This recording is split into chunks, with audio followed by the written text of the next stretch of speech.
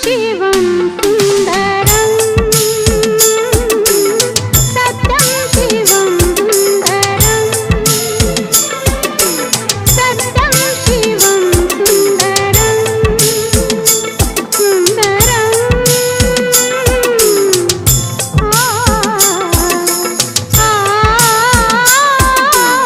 सत्यं शिवं सुन्दरं सत्यं शिवं